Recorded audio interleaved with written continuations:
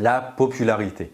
On a vu déjà deux des piliers du référencement que sont le contenu et la technique. Aujourd'hui, on va voir la popularité qui est le troisième pilier du référencement naturel. Cette vidéo s'inscrit dans le cadre de la checklist SEO que vous pouvez retrouver en commentaire.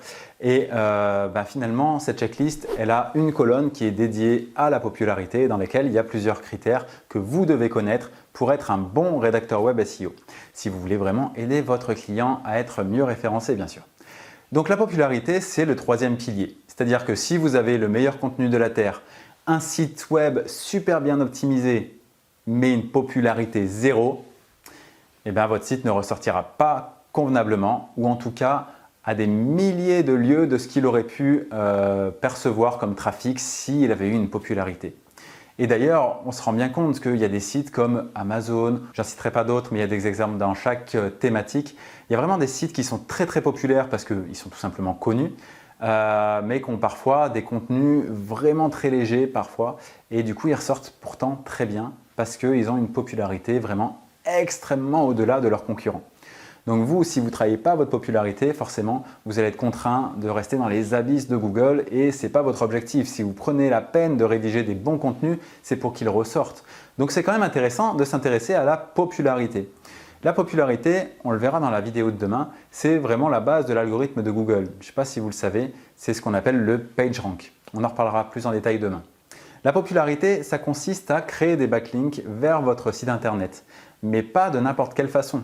Parce que créer des liens depuis 100 sites russes ou de je ne sais pas quel pays automatiquement vers votre site, ce n'est pas très pertinent.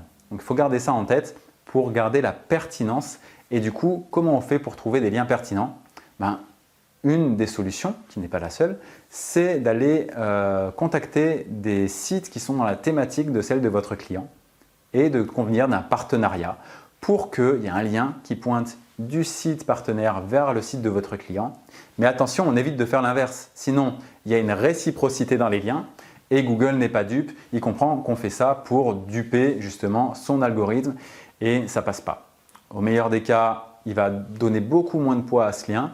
Mais si vous faites ça vraiment de façon trop appuyée, qu'il y a des dizaines et des dizaines de liens comme ça, vous risquez même une pénalité. Et on ne rigole pas avec ça parce qu'une fois qu'on a une pénalité, c'est vraiment plus dur de s'en sortir.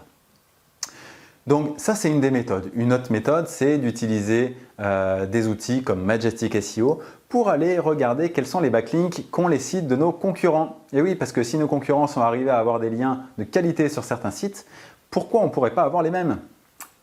Donc, ces deux méthodes-là que je vous ai données pour avoir des liens de qualité vers votre site internet, il y en a bien sûr autant que la créativité d'un esprit peut en créer. Mais ce qu'il faut garder en tête, c'est que le lien doit venir d'un site qui soit dans une thématique proche de celle du site de votre client. Il faut qu'il soit pertinent, idéalement au sein d'un contenu, donc pas dans le footer d'une page ou dans la sidebar, et qu'il n'y ait pas de réciprocité. Dernière chose super importante, n'en créez pas 20 demain et plus rien pendant 6 mois. Préférez étaler l'acquisition des liens dans le temps pour ne pas subir les foudres de Google. Voilà, donc on se retrouve dès demain pour le PageRank, pour comprendre vraiment à quel point c'est important de créer ces liens-là. C'est toujours bien de comprendre pour savoir pourquoi on fait les choses, je trouve. Et donc, demain, on parlera de ce PageRank. N'hésitez pas à mettre un like sous la vidéo, à vous abonner, à cocher la petite cloche. Et puis, si vous n'avez pas encore récupéré la checklist, c'est le moment de le faire. Le lien est sous la vidéo.